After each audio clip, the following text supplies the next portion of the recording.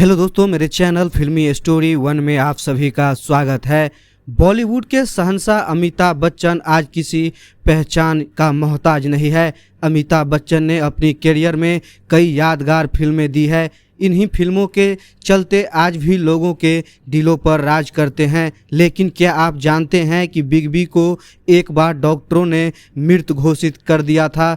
नहीं पता तो आइए हम आपको बताते हैं वो पूरी दास्तां। जिस समय अमिताभ बच्चन जिंदगी और मौत के बीच जंग लड़ रहे थे, वो समय था साल 1982 का जुलाई महीना। उस समय बॉलीवुड के हर दीवानों की सांसें अटक गई थी और पूरा देश मिलकर अमिताभ बच्चन के लिए प्रार्थना कर रहा था। दरअसल 24 जुलाई 1982 को फिल्म कूली के एक सीन की बेंगलोर में शूटिंग के दौरान एक्टर पुनीतीश्वर का घूसा अमिताभ के मुंह पर पड़ते ही वो स्टील के टेबल पर गिरे और लुढ़कते हुए दूसरी ओर जा गिरे। सीन काफी रियल लगा। इस पर उन्हें तालियां मिली। अमिताभ भी मुस्कुराए, लेकिन तभी उनके पेट में हल्का दर्द शुरू हुआ। कुछ देर बाद अमिताभ ने बताया कि टेबल का कोना उनके पेट में बुरी तरह चुभा है।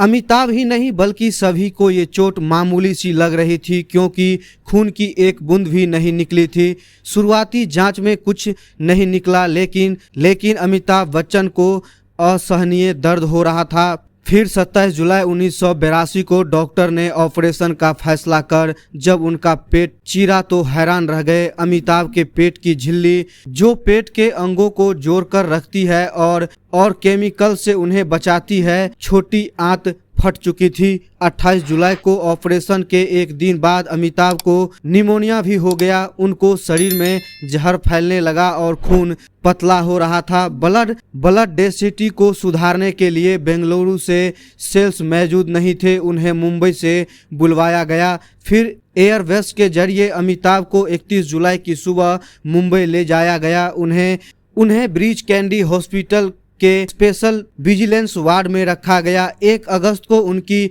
तबीयत में सुधार था, जबकि 2 तारीख को अचानक अमिताभ की कंडीशन फिर बिगड़ गई। शरीर में जहर फैलने की वजह से डॉक्टर्स ने दोबारा ऑपरेशन किया, जो 3 घंटों तक चला। बिग बी की हालत काफ़ी गंभीर थी। उन्हें दवाओं के साथ साथ दुआओं की भी ज़रूरत थी, इसलिए देश भर में उनके लिए प्रार्थना शुरू हो गई। धार्मिक स्थलों में लोग अमिताभ की सलामती की दुआ मांगने के लिए उमड़ पड़े और आखिरकार उनके स्वास्थ्य में सुधार आया। 16 अगस्त को अमिताभ की सेहत में सुधार हुआ। वो खाने पीने लगे और कुछ कदम चलने भी लगे। लगातार उनकी सेहत में सुधार होता गया। 24 दिसंबर के दिन आखिरकार अमिताभ को ब्रीच कैंडी अस्पताल ने छुट्टी मिल गई, लेकिन लोगों की बेकाबू भीड़ उनका इंतजार कर रही थी। ठीक होने पर अपने प्रशंसकों का धन्यवाद देते हुए अमिताभ ने कहा था, जिंदगी और मौत के बीच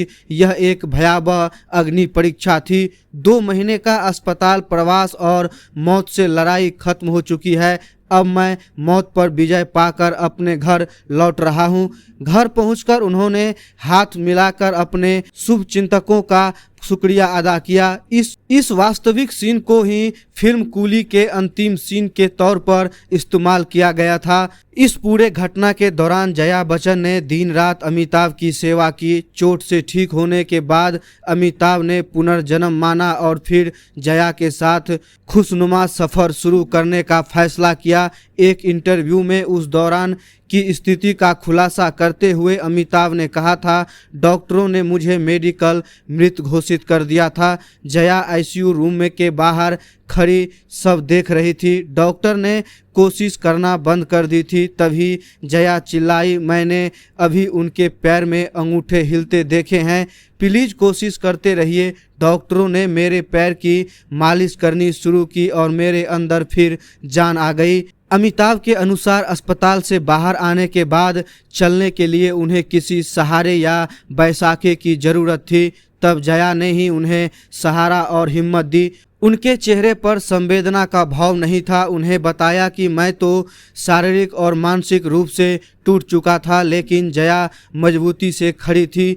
इसी साल अगस्त में डॉक्टर ने कहा कि आप थोड़ा काम भी कर सकते हैं। इसके बाद मैंने अपना काम और शूटिंग दोबारा शुरू किया। मशहूर टॉक शो सिमी ग्रेवाल के शो पर अमिताभ बच्चन, जया बच्चन, श्वेता बच्चन, नंदा और अभिषेक बच्चन एक साथ पहुंचे थे। इस दौरान शो के होस्ट सिमी ग्रेवाल ने उन्हें भयानक घटना के याद दिलाया। जब सिमी ग्रेवाल ने श्वेता बच्चन, नंदा और अभिषेक बच्चन से पूछा कि क्या आप उन्हें कूली के सेट पर अपने पिता के साथ हुए दुर्घटना के बारे में पता था, तो श्वेता, जो उस समय 8 साल की थी, ने जवाब दिया था, मुझे ये नहीं पता कि वो कितना गंभीर था। अभिषेक, जो उस समय 6 साल का था, उन्होंने कहा, बहुत बाद में पता चला था। इस पर अभिषेक के साथ एक घटना का वर्णन करते हुए जया बच्चन ने बताया कि उस समय अभिषेक पर बहुत बुरा अस्थमा का अटैक हुआ था। हमें नहीं पता था कि इसका क्या कारण है, लेकिन मैंने अपनी भतीजी से पूछा तो उसी कक्षा में थी और उसने कहा कि एक लड़का आया और उसने कहा तुम्हारे पिता की मृत्यु होने वाली है।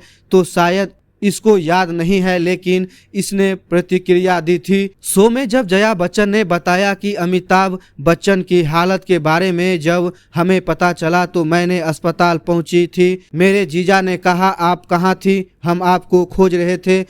और मैंने कहा कि मैं बच्चों को देख घर गई थी। फिर उन्होंने मुझे धैर्यवान बनने के लिए कहा और फिर बताया कि बिग बी की हालत ख़राब है। मैंने कहा, ये कैसे हो सकता है। उस समय मेरे साथ मेरे हनुमान चालीसा की पुस्तक थी। उन्होंने कहा कि केवल आपकी प्रार्थना है जो अब उनकी मदद करेगा, लेकिन मैंने उसे नहीं पढ़ सकी। मैंने डॉक्टर को देखा कि वह बच्चन साहब के दिल को पंप कर रहे थे और इंजेक्शन दे रहे थे। सिमी ग्रेवाल के इस सवाल पर टिप्पणी करते हुए अमिताभ बच्चन ने कहा, मेरे लिए यह विनाशकारी समय था क्योंकि पहली बार उन्होंने मुझे चलने के लिए अपने पैरों पर खड़ा किया। मेरे पैर लड़खड़ा गए और मैंने फर्श पर गिर गया था। मुझे लगा कि मैंने अपनी शक्ति खो दी है। मुझे फिर से चलना सीखना पड़ा।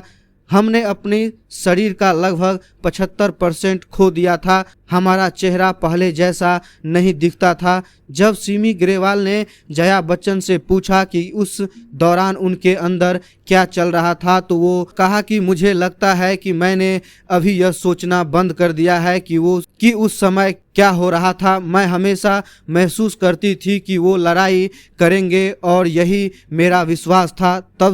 तब से 2 अगस्त को अमिताभ बच्चन को सभी पुनर्जन्म दिवस की शुभकामनाएं देते हैं। मैं बस इतना कहना चाहती हूँ कि मैं धन्य हूँ, मेरे पास इस तरह के उत्तम विचार रखने वाले लोग हैं। यही प्यार और जो हर दिन मुझे संभालता है, यह एक ऐसा कर्ज है जिसे मैं कभी चुका नहीं पाऊँगा। फिलहाल हम अमिताभ बच्चन के अच्छे स्वास्थ्य की कामना करते हैं। तो आपको ये स्टोरी कैसी लगी हमें आप कमेंट करके ज़रूर बताइएगा। वीडियो को लाइक और चैनल को सब्सक्राइब करना बिल्कुल मत भूलिएगा।